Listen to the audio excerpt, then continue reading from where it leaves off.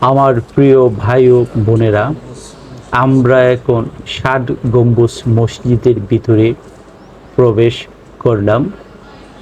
মসজিদের পিলারগুলি মনে হচ্ছে ছোট ছোট ব্লক করে বানানো এবং চুনা পাথর আর স্টোন চিপসের সমন্বয়ে বানানো।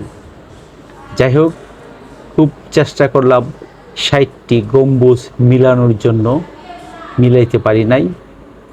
আপনারা যারা মিলিয়েছেন জানাবেন।